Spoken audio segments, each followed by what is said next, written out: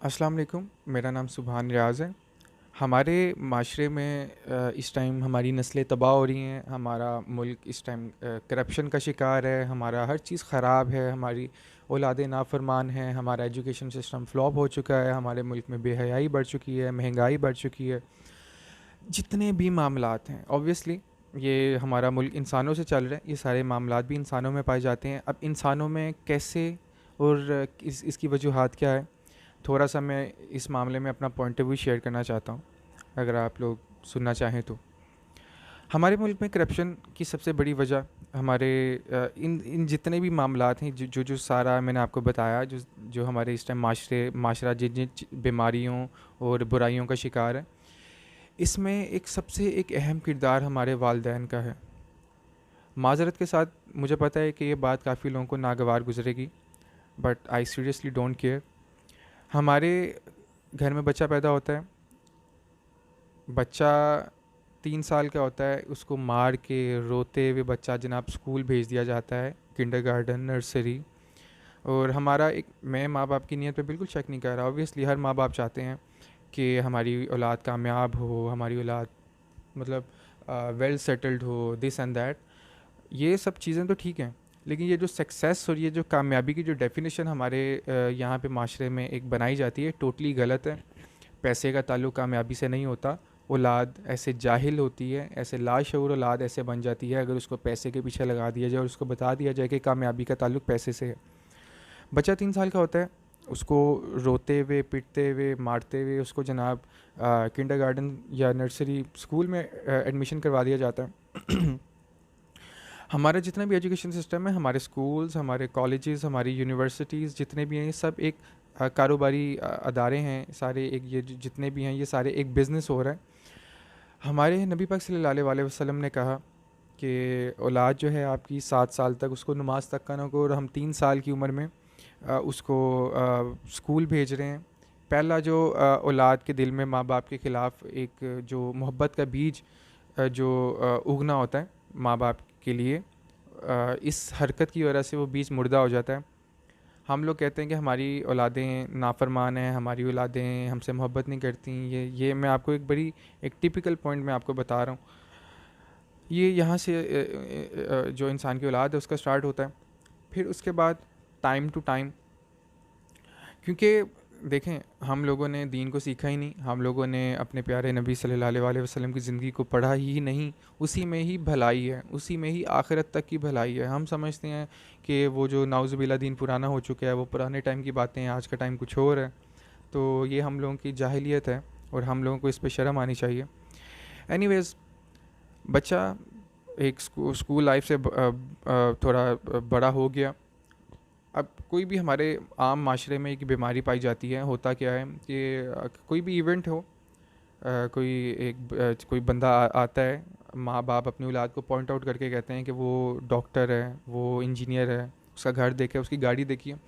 In future उनकी औलाद रो पिट के डॉक्टर बन जाती है, लेकिन वो फिर पेशेंट को एज अ पेशेंट या एज अ कस्टमर डील करती है, क्योंकि उसको वो घर चाहिए होता है जिसका जो उसने विज़न बनाया होता है, जो उसके वालदैन ने जो डॉक्टर को पॉइंट आउट करके वो जो घर और जो गाड़ी का नाम लिया था। और इस तरह की कहीं काफ़ी मिसालें पाई जाती हैं। दूसरा एक ये तो जो मैंने आपको पहली बात बताई है, तो एक करप्शन के ज़ुमरे में आती है कि औलाद को फिर पैसा चाहिए, औलाद को पैसा, घर बनाना है, उस औलाद को गाड़ी लेनी है। डजेंट मैटर वो कहाँ से आ रहा है और उसका जो सोर्स है वो हलाल है, हराम है, क्या है। दूसरा, स्टैंडर्ड करेक्टराइजेशन छोटे होते हैं। हर घर में होता है कि अगर तू पढ़ेगा नहीं, तुझे मैं मैकेनिक, तुझे मैं मिस्त्री, तुझे मैं हॉक रेडी लगवा दूंगी, और ये वो। यहाँ से जो हमारी ये बहुत बड़ी गलती है। यहाँ से होता क्या है कि औलाद के माइंड में सबसे पहली चीज़ जो क्लासिफिकेशन होती है, अमीर और गरीब का फ़र्क, स्टैंडर्ड जो एक जो करेक्टराइजेशन होती है वो यहाँ से हो जाती है। वो फिर देखता है इन फ्यूचर, जैसे जैसे वो ग्रो करता है, वो देखता है कि यार ये जो ऑटो ड्राइवर है, ये जो मैकेनिक हैं, ये वो जो मतलब जितने भी सारे जो मज़दूर हज़रात हैं, वो समझता है कि जनाब इन्होंने अपने वालिदैन की खिदमत नहीं की, इन्होंने उनकी कहना नहीं माना, इसलिए इनके ये हालात हैं। और उसको एक एक जो मेंटल जो एक उस स्टेट में ले लिया जाता है कि ये एक मुजरिम है दुनियावी तौर पर। हालांकि मेरे पॉइंट ऑफ व्यू ये है कि वो जो एक डॉक्टर से भी ज़्यादा तो मेरा पॉइंट ऑफ व्यू ये है कि वो एक डॉक्टर से भी ज़्यादा वेल ऑनर्ड जो तबका है वो ये सारे लोग हैं। फिर हम लोग यहाँ से तो देखें ना, अब करप्शन की स्टार्ट यहाँ से हो गई। यहाँ से अमीर गरीब का फ़र्क हो गया, यहाँ से ईगोइस्टिक और तकब्बुराना और ये सारी चीज़ें, बीमारियाँ ये इंजेक्ट कर दी जाती हैं औलाद में। फिर उसके बाद हम देखते हैं कि बेहयाई बहुत ज़्यादा आम हो चुकी है। हम देखते हैं औलादें नाफरमान हैं। डिप्रेशन यार, हर 1/3 जो बच्चा है वो डिप्रेशन का शिकार है। उसकी क्या वजूहत हैं? निकाह का आम ना होना। प्यूबर्टी की एज जैसे ही बच्चा क्रॉस करता है, बच्चे का निकाह लाजमी हो जाता है। इतनी ताकीद की गई है हमारे दीन में कि अपनी जो औलाद बालिग हो गई है उसका निकाह करें। हाँ, ये है कि औलाद मतलब इस तरह की हो कि उसके अंदर इतनी हिम्मत और ताकत होनी चाहिए जिस्मानी लिहाज से, दिमागी लिहाज से, कि वो अपनी आने वाली जो उसकी जो स्पाउस, जो उसकी जो ज़ौजा है, उसको वो उठा सके, उसका बोझ उठा सके, उसको संभाल सके।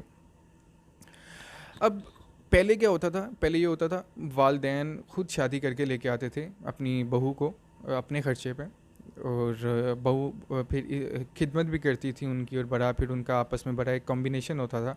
अब क्या होता है, और लड़कियों को पता होता है कि यार जो किया मेरे हस्बैंड ने किया है और मुझे क्या पड़ी है कि मैं वालदैन कौन और ये वो, मतलब सारा एक फैमिली सिस्टम हमारा फ्लॉप हो चुका है। हमें जो नस्लें हैं उनको इस चीज़ में लगा दिया गया कि आप जब तक बिज़नेस कारोबार नहीं करोगे तो तब तक आपको कोई लड़की नहीं देगा। वो क्या कहेंगे, फैमिली वाले क्या कहेंगे, शादी में अगर 2 या 1 डिश कम होगी तो लोग क्या कहेंगे। ये मतलब ये क्या है यार, मतलब लोग क्या कहेंगे? लोगों ने हमारा हिसाब देना है। औलाद आपकी बुराई पे लग रही है, आपकी नस्ल तबाह हो रही है, बेहयाई फैल रही है। आज की जो लड़की है वो अपने माँ बाप की, माँ बाप उससे डरते हैं कि यार मतलब वो अपनी मनवाती है। माँ बाप डरते हैं कि यार ये कल को कोई स्टेप ना उठा ले तो उसकी सुन लेते हैं। आज के जो लड़के हैं, आप उनके हालात देख लें। ये मेरा मैसेज लड़कों के लिए भी है कि अगर आपको लगता है कि आप लोग, आपकी फ़ैमिली की शादी ना करने की वजह से आप लोग बुराई में इन्वॉल्व हो रहे हो, तो आप लोग अपनी फ़ैमिली के ख़िलाफ़ जाके शादी कर सकते हो, क्योंकि अल्लाह हमारी फ़र्स्ट प्रायोरिटी होना चाहिए। अगर हमारे वालिदैन लाशऊरी में इस चीज़ को फोकस नहीं कर पा रहे, तो आप लोगों को चाहिए कि आप लोग स्टेप उठाओ और अपने आप को देखो। तो शादी का जो कल्चर है इसको आम करें। जो जो सेक्स है वो आप देख सकते हैं 500 में भी हो जाता है, और जो शादी है उसके लिए लॉन्ग टाइम इन्वेस्टमेंट चाहिए होती है। तो ये सब क्या है, ये सारे जो मामलात हैं ये क्या है? इसके अलावा मैं आपको अब एक तस्वीर का दूसरा रुख दिखाना चाहता हूँ। इंटरसेक्स के बारे में मैं आपको थोड़ा सा बता दूँ। माँ का बेटे के साथ, बहन का भाई के साथ, लड़के का लड़के के साथ, ये जितने भी मामलात आते हैं ये इंटरसेक्स में आते हैं। ये भी बीमारी यूरोप से हम लोगों में आ चुकी है। मुझे कोई केस दिखाने की ज़रूरत नहीं है। आप लोग न्यूज़ देखते हो, फैसलाबाद में ये हुआ, भाई ने बहन के साथ, ये वो फलां, हर घर में कोई ना कोई कहानी। लड़का लड़का आपस में एक फ़ितरती अमल के ख़िलाफ़ जा रहे हैं, मतलब एक फ़ितरत से ही बगावत कर दी हुई है। तो हम लोगों को शुक्र अदा करना चाहिए कि हम अपने नबी के उम्मती हैं। हम अभी तक बचे हुए हैं, वरना हमारी भी शक्लें कब की तब्दील हो चुकी होती। खैर, निकाह को आम करें और औलाद बालिग हो जाए, उसको इन झंझटों में बिज़नेस और ये सब होता रहेगा। औलाद वेल फोकस्ड हो जाती है अगर उसकी शादी हो जाए, उसका भी फोकस एक ही जगह पे होता है, उसके कारोबार पे, उसकी स्टडी पे, शादी के बाद।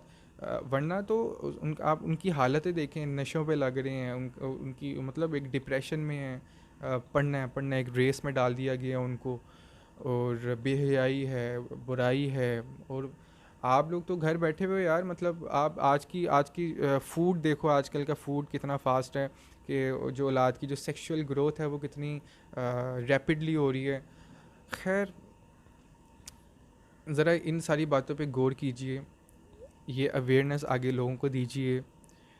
मुझे पता है मेरी बात कोई सुनता है नहीं सुनता, आई डोंट नो, लेकिन हज़रत जो इब्राहिम थे, एक कबूतर ने भी, चिड़िया ने भी, मतलब जो पानी, हालांकि क्या फ़र्क पड़ता था, लेकिन उसने अपना जो फ़र्ज़ था अदा किया। मैं भी अपना फ़र्ज़ अदा कर रहा हूँ, आप लोग भी अपना फ़र्ज़ अदा करें।